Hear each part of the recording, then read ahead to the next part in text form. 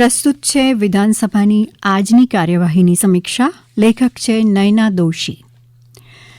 ગુજરાત વિધાનસભાની આજની કાર્યવાહી બપોરે 12 કલાકે પ્રશ્નોત્તરીથી શરૂ થઈ હતી, જેમાં કૃષિ, પશુપાલન, ગૌસંવર્ધન, મત્સ્ય ઉદ્યોગ, ગ્રામ ગૃહ નિર્માણ અને ગ્રામ વિકાસ, આદિજાતિ વિકાસ, પ્રાથમિક, માધ્યમિક અને પ્રૌઢ શિક્ષણ વિભાગના મંત્રીઓએ જવાબ આપ્યો હતો. પ્રશ્નોત્તરી દરમિયાન પાટણના કોંગ્રેસના ધારાસભ્ય ડોક્ટર કિરીટ પટેલે રાજ્ય સરકારે ટેકાના ભાવનો પ્રશ્ન કર્યો હતો, જેના જવાબમાં કૃષિ મંત્રી રાઘવજી પટેલે જણાવ્યું હતું કે રાજ્ય સરકાર દ્વારા ટેકાના ભાવમાં વધારો સૂચવવામાં આવતો નથી, પરંતુ જે તે વર્ષના ખેતી ખર્ચ અને ઉત્પાદન જેવા પરિણામો ધ્યાનમાં લઈને ટેકાના ભાવ નક્કી કરવામાં આવે છે. વહીવટી પ્રક્રિયાના ભાગરૂપે કેન્દ્ર સરકારને ભલામણ કરવામાં આવે છે. ખેડૂતોને તેમના પાકના પૂરતા ભાવ મળી રહે તે માટે કેન્દ્ર સરકાર દ્વારા વર્ષ 2014થી ખેડૂતો પાસેથી વિવિધ જણસી ટેકાના ભાવે ખરીદવાનું નક્કી કરાયું હતું. આ માટે કેન્દ્ર સરકાર દ્વારા કુલ 23 પાકો નક્કી કરાયા છે. તેમાં ગુજરાતમાં 15 જણસી જેવી કે બાજરી, જુવાર, કપાસ, મગ, તલ, ચણા, રાઈ, શેરડી, મગફળી વગેરેનો સમાવેશ થાય છે. ખેડૂત પાસેથી વાવણીથી ઉત્પાદન સુધીના ખર્ચની વિગતો મેળવવામાં આવે છે. આ ઉત્પાદન દરમિયાન થયેલ ખર્ચમાં 50% વધારો કરીને ટેકાના ભાવ નક્કી કરવામાં આવે છે. આ ઉપરાંત ભારત સરકારના ધોરણો મુજબ ખેડૂતોની હાજરીમાં સેમ્પલ લેવામાં આવે છે.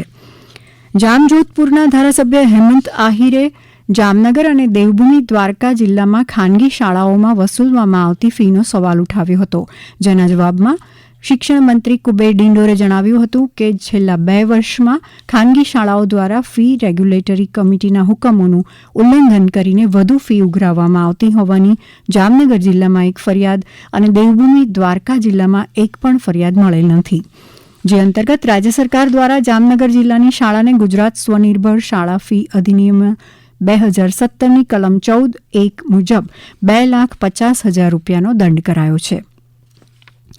ધોરાજીના ધારાસભ્ય મહેન્દ્ર પાડેલિયાએ પ્રશ્ન પૂછ્યો હતો કે રાજકોટ જિલ્લામાં સેગ્રીગેશન શહેરના બાંધકામ અંગેનો, જેના જવાબમાં ગ્રામ ગૃહ નિર્માણ અને ગ્રામ વિકાસ રાજ્યમંત્રી કુંવરજી હળપતિએ વિધાનસભા ગૃહમાં જણાવ્યું કે રાજકોટ જિલ્લામાં છેલ્લા 1 વર્ષમાં કુલ 23 સેગ્રીગેશન શેડ બનાવાયા છે, જેના માટે કુલ 37,76,000 રૂપિયાનો ખર્ચ કરાયો છે.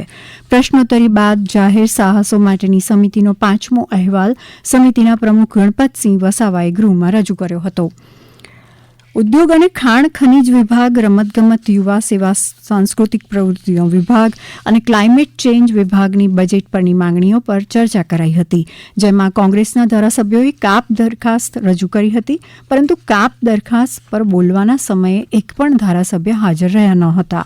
પરિણામે મંત્રીઓએ ગૃહમાં સીધો જ જવાબ રજૂ કર્યો હતો.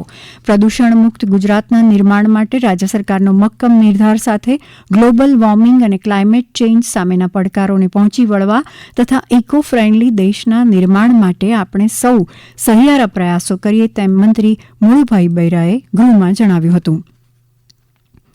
જ્યારે સર્ક્યુલર ઇકોનોમીને પ્રોત્સાહિત કરવાના વિવિધ પ્રોજેક્ટ માટે 165 કરોડ 10 લાખ રૂપિયાની જોગવાઈ સાથે વિધાનસભામાં ક્લાઇમેટ ચેન્જ વિભાગની માંગણીઓ પસાર કરવામાં આવી હતી.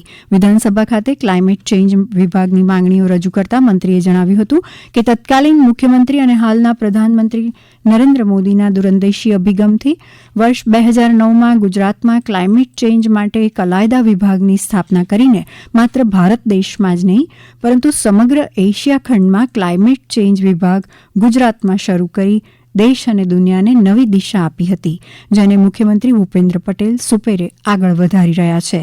સરકારી ઇમારતો પર સોલાર સિસ્ટમ લગાવવાની યોજના અંતર્ગત અત્યાર સુધીમાં કુલ 3,815 કરતાં વધુ સરકારી ઇમારતો પર 65 મેગાવોટ કરતાં વધુ સોલાર રૂફટોપ સિસ્ટમની સ્થાપના કરાઈ છે.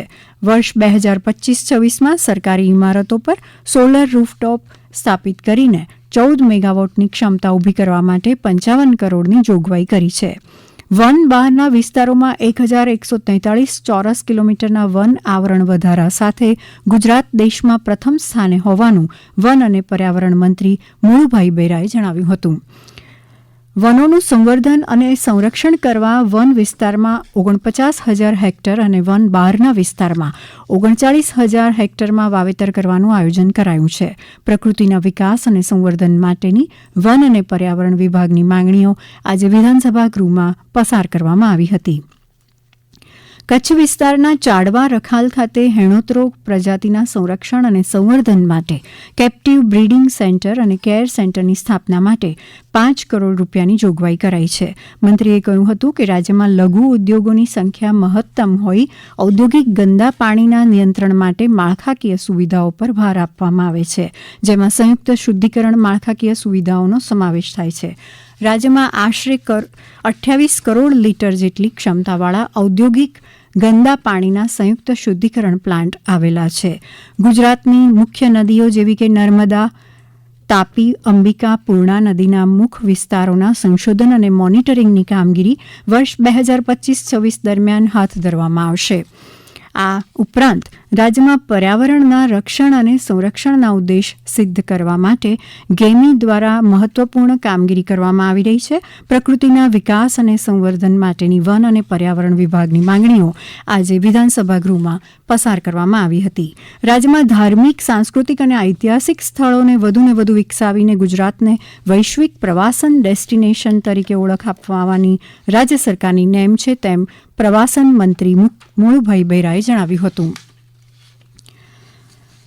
હમણાં જ આપ સાંભળી રહ્યા હતા વિધાનસભાની આજની કાર્યવાહીની સમીક્ષા. લેખક હતા નયના દોશી. પ્રસારણ આકાશવાણીના અમદાવાદ વડોદરા કેન્દ્ર પરથી કરવામાં આવ્યું.